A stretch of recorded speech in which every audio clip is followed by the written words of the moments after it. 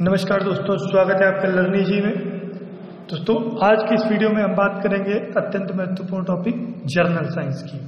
Journal science के इस video में आज हम बात करेंगे वन लाइनर साइंस जीके की, और इस वीडियो में हम बात करेंगे टॉप 30 साइंस क्वेश्चंस की। विज्ञान के 30 अत्यंत महत्वपूर्ण जो सवाल है उनको इस वीडियो में संकलित किया गया है, जिनके आने के जो चांसेस हैं वो आगामी परीक्षाओं में बहुत ज़्यादा है। तो इस वीडियो को अत्यंत लाभकारी मानिए और बहुत ही ध्यान से देखिए, क्योंकि इसमें जितने भी क्वेश्चंस हैं वो जनरली हर एग्जाम्स में पूछे जा सकते हैं। जितने भी गवर्नमेंट एग्जाम्स उसमें कई बार पूछे भी गए हैं, और इनकी जो संभावनाएं हैं आगामी एग्जाम्स में आने की वो रेगुलर रूप से बनी रहती है, क्योंकि ये बहुत ही इंपॉर्टेंट है। तो आइए शुरू करते हैं वन लाइनर साइंस जीके में टॉप 30 क्वेश्चंस के पहले क्वेश्चन की। तो हमारा पहला सवाल है, रेक्टिफायर का प्रयोग क्यों किया जाता है? रेक्टिफायर जो होता है उसका प्रयोग क्यों होता है?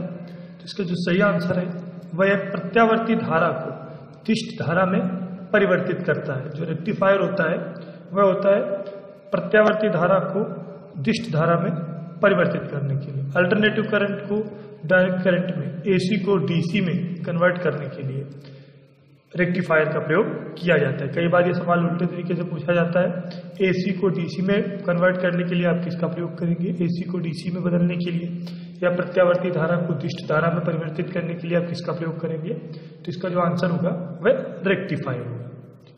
आगे बढ़ते हैं, दूसरा सवाल, ट्रांसफार्मर क्यों प्रयुक्त होते हैं या ट्रांसफार्मर का कार्य क्या है? तो ट्रांसफार्मर प्रत्यावर्ती धारा वोल्टेज उपचयन और अपचयन करता है। ट्रांसफार्मर्स का जो प्रयोग किया जाता है वह एसी वोल्टेज के को उपचयन और उसके अपचयन के लिए इसका प्रयोग किया जाता है। तो एसी जो है वो एसी वोल्टेज में जो काम करता है ट्रांसफार्मर। ठीक है, आगे बात करते हैं अगले सवाल की। अगला सवाल है, तारों में अक्षय ऊर्जा का स्रोत क्या है? तारों में जो क्षयीन ऊर्जा होती है, जो अत्यंत ऊर्जा होती है, अक्षय ऊर्जा जो होती है उसका स्रोत क्या है? तो हाइड्रोजन का हीलियम में परिवर्तन, इसके दौरान जो ऊर्जा मुक्त होती है वह तारों के अक्षय ऊर्जा का स्रोत होता है। क्या होता है? हाइड्रोजन का हीलियम में परिवर्तन अक्षय ऊर्जा का स्रोत है तारों। आगे बात करते हैं अगले सवाल की। अगला सवाल है, आंत के रोगों के उपचार के लिए, जो मानव शरीर में आंत के रोग होते हैं,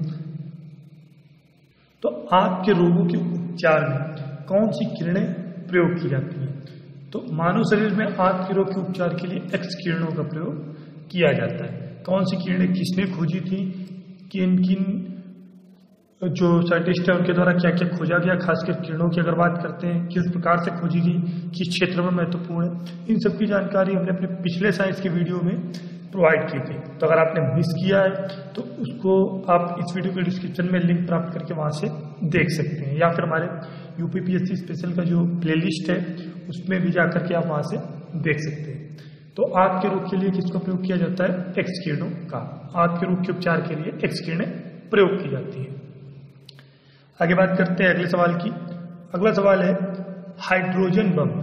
जो हाइड्रोजन बम होता है, हाइड्रोजन बम का कार्यकारी सिद्धांत क्या है? तो हाइड्रोजन बम नाभिकीय संलयन पर कार्य करता है, और यह ड्यूटेरियम के नाभिकीय संलयन पर आधारित है। जो भी कार्यकारी सिद्धांत है हाइड्रोजन बम का वह क्या है? वह ड्यूटेरियम के नाभिकीय संलयन पर कार्य करता है हाइड्रोजन बम।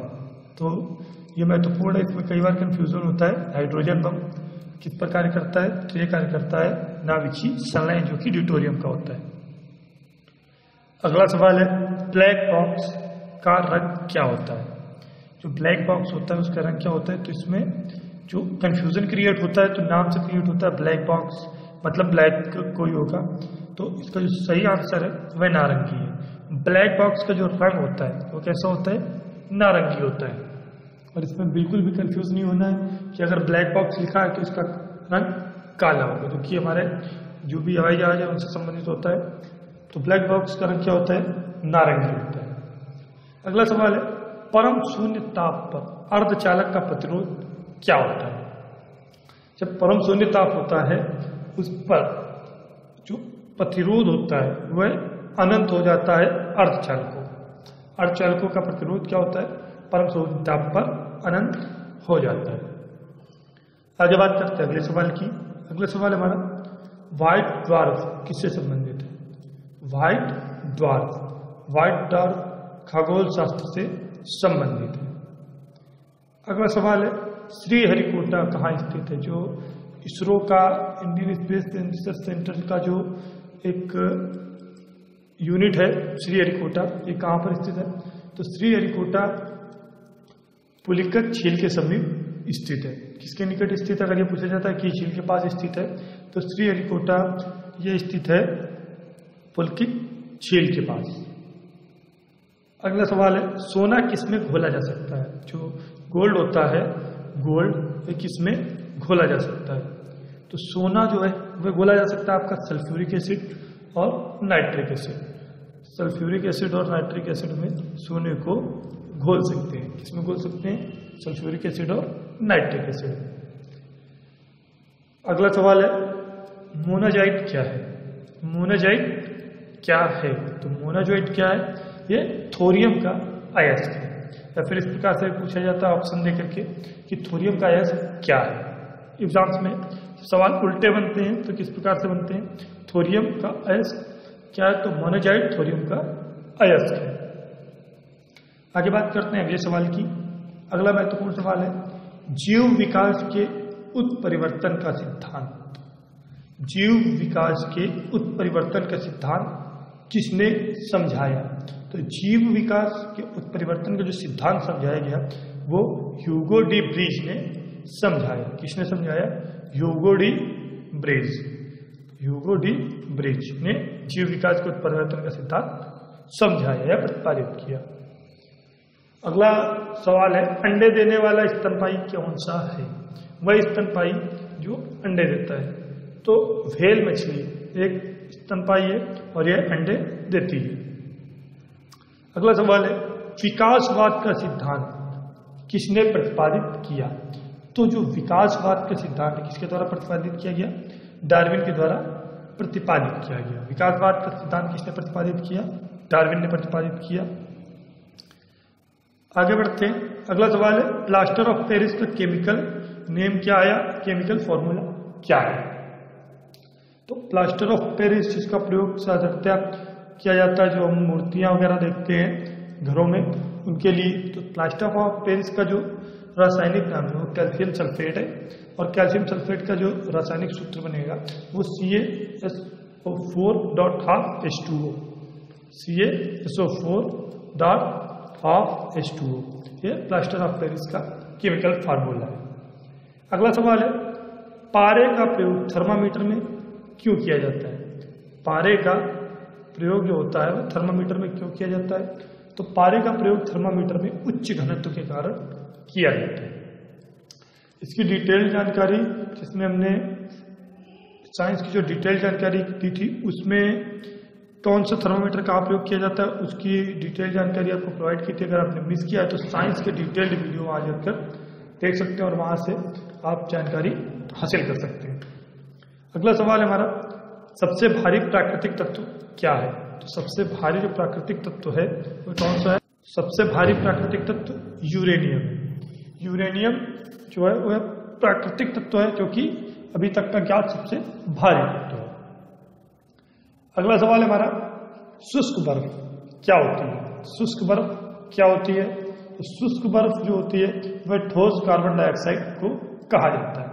ठोस कार्बन डाइऑक्साइड शुष्क बर्फ कहलाती है। जो ठोस कार्बन डाइऑक्साइड होता है वह क्या शुष्क बर्फ के नाम से जाना जाता है। अगला सवाल हमारा जंग लगने पर लोहे के भार में क्या परिवर्तन होता है? ऑप्शन आपके आते हैं बढ़ता है, घटता है, परिवर्तित रहता है। तो जंग लगने से लोहे का जो भार है वह हमेशा बढ़ जाता है। ऑक्सीडेशन होता है लोहे का, जब जंग लगती है तो उससे क्या होता है कि जो लोहे का भार है वह हमेशा ही बढ़ जाता है। अगला सवाल है ग्रेफाइट का प्रयोग क्यों किया जाता है? या फिर ये सवाल बनता है यहाँ पर कि भारी मशीनों में ग्रेफाइट का प्रयोग किस लिए करते हैं? तो ग्रेफाइट का प्रयोग भारी मशीनों के लिए स्नेहक का कार्य करता है। जो स्नेहक होता है लुब्रिकेंट उसका कार्य करता है भारी मशीनों में ग्रेफाइट। अगला सवाल हमारा स्टेनलेस स्टील क्या है? तो स्टेनलेस स्टील मिश्रण जो मिश्र धातु है किन किन की, आयरन, क्रोमियम, मैग्नीज और कार्बन। स्टेनलेस स्टील जो कि हम घरों में साधारणतः जो बर्तन यूज करते हैं वो स्टेनलेस स्टील के होते हैं, और भी बहुत से जो हमारे डेली लाइफ में सामान है जो स्टेनलेस स्टील का बना होता है। तो स्टेनलेस स्टील क्या है, यह मिश्र धातु है किसकी, आयरन, क्रोमियम, मैग्नीज और कार्बन की। अगला महत्वपूर्ण सवाल है, डेस्कटॉप छपाई में साधारणतया प्रयुक्त होता है। तो डेस्कटॉप का जो हम प्रिंट निकालते हैं तो प्रिंटर कौन सा प्रयोग किया जाता है साधारणतया, तो साधारणतया प्रयोग किया जाने वाला प्रिंटर कौन सा है, लेजर प्रिंटर। लेजर प्रिंटर साधारणतया प्रयोग किया जाने वाला प्रिंटर है। आगे बात करते हैं अगले सवाल की। अगला सवाल है, इलेक्ट्रॉनिक कंप्यूटर का आविष्कार किसके द्वारा किया गया। इलेक्ट्रॉनिक कंप्यूटर जो है उसका आविष्कार किसने किया, तो इसका जो सही आंसर है वह है Alan M Turing. Alan M Turing ने इलेक्ट्रॉनिक कंप्यूटर का आविष्कार किया। अगला सवाल है, कृत्रिम उपग्रह जो होते हैं वह ऊर्जा कहाँ से प्राप्त करते हैं। जो भी आपसे उपग्रह छोड़ देते हैं, कृत्रिम उपग्रह जो लॉन्च किए जाते हैं, जो कक्षा में रहते हैं, अलग अलग उपयोग के हिसाब से अलग अलग कक्षाओं में स्थापित किए जाते हैं, अंदरूनी कक्षा में, बाहरी कक्षा में, अति बाहरी कक्षा में, तो इनकी ऊर्जा का स्रोत क्या है। तो कृत्रिम उपग्रह में जो ऊर्जा का स्रोत होता है वह सोलर एनर्जी होती है।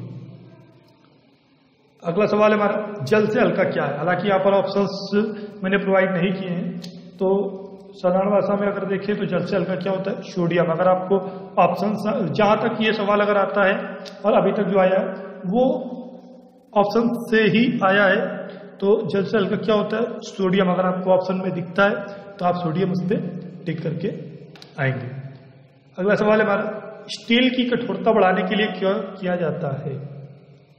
मान लीजिए अभी हमने चर्चा की स्टेनलेस स्टील की, तो स्टील पे किसी भी स्टील की अगर बात करते हैं, सिर्फ स्टेनलेस स्टील की बात नहीं करते हैं, कोई भी स्टील अगर एक साधारण स्टील है उसकी भी अगर हम कठोरता बढ़ाएंगे, हार्डनेस बढ़ाएंगे, तो उसके लिए क्या किया जाएगा, उसमें जो क्रोमियम है उसकी मात्रा को हम जितना ज़्यादा बढ़ाएंगे वह उतनी ज़्यादा कठोर होगी। हालांकि जो ज़्यादा कठोर चीज़ें हो जाती हैं तो ब्रिटेल हो जाती हैं, भंगुर जिसको बोलते हैं, जिसमें एक ही चोट से वो टुकड़े टुकड़े हो जाती हैं। तो एक निश्चित मात्रा में अलग अलग स्टील्स के लिए क्रोमियम की मात्रा का निर्धारण किया गया है, जो कि उसकी हार्डनेस पर डिपेंड करता है। अगला सवाल है, सर्वाधिक कार्बन अंश वाला कोयला कौन सा है, मतलब सबसे ज्यादा कार्बन जिसमें पाया जाता है, तो सर्वाधिक कार्बन अंश वाला कोयला एंथ्रासाइट है। कौन सा कोयला है, एंथ्रासाइट। अगला सवाल हमारा, भू स्थिर उपग्रह स्थापित किए जाते हैं 36,000 किलोमीटर की ऊंचाई पर। तो ये जो सवाल बनता है, क्या बनता है कि भू उपग्रह कहाँ पर स्थापित किए जाते हैं या फिर कितनी ऊंचाई पर स्थापित किए जाते हैं। तो भू स्थिर उपग्रह 36,000 किलोमीटर की ऊंचाई पर स्थापित किए जाते हैं। अगला सवाल है, जर्मन सिल्वर में चांदी का प्रतिशत कितना होता है। जैसा कि नाम है जर्मन सिल्वर, लेकिन इसमें चांदी बिल्कुल भी नहीं पाई जाती है। जर्मन सिल्वर, इसमें कॉपर, निकल और जिंक पाया जाता है। ये एक मिश्र धातु है, कॉपर, निकिल और जिंक, Zn की, CuNi प्लस Zn, इसका ये मिश्र धातु है जर्मन सिल्वर, जिसमें चांदी बिल्कुल भी नहीं पाई जाती है। सो फ्रेंड्स, इस वीडियो में हमने चर्चा की 30 अत्यंत महत्वपूर्ण साइंस के वन लाइनर जीके की, जो कि आगामी परीक्षाओं के लिए बहुत ही इंपॉर्टेंट है, जिनके आने की संभावनाएं हमेशा बनी रहती है और जो बहुत ही बार आ भी चुकी है सवाल। और अगर आपको वीडियो पसंद आया है तो इसको जरूर लाइक कीजिए, लाइक करें, अपने सुझाव में कमेंट बॉक्स में बताएं आपको वीडियो कैसा लगा। अगर आप इसमें कुछ परिवर्तन चाहते हैं, कुछ नई सीरीज चाहते हैं, तो हमें कमेंट करके बताएं, जिससे हम उसको प्रोवाइड कर सकें। कई कमेंट्स आ रहे हैं कंप्यूटर के लिए, कई कमेंट्स और मैसेजेस जो हमें प्राप्त हुए कंप्यूटर की सीरीज को स्टार्ट करने के लिए प्राप्त हुए। तो अगर आप चाहते हैं कि कमेंट जो कंप्यूटर की सीरीज है वो आपको प्रोवाइड की जाए, तो कमेंट करें, जिससे हम जल्दी से जल्दी वो सीरीज आपको प्रोवाइड कर सकें। अगर इसी प्रकार आप कोई अन्य सीरीज चाहते हैं तो नीचे कमेंट करें, वीडियो को लाइक जरूर करें, शेयर करें। और अगर आपने अभी तक चैनल सब्सक्राइब नहीं किया है तो लर्न इजी चैनल जरूर सब्सक्राइब करें, जिससे जितने भी हमारे वीडियोज़ हैं, अपडेटेड वीडियोज़ हैं, वो रेगुलर रूप से आपको प्रोवाइड होते हैं। इस वीडियो को देखने के लिए बहुत बहुत धन्यवाद। Thank you.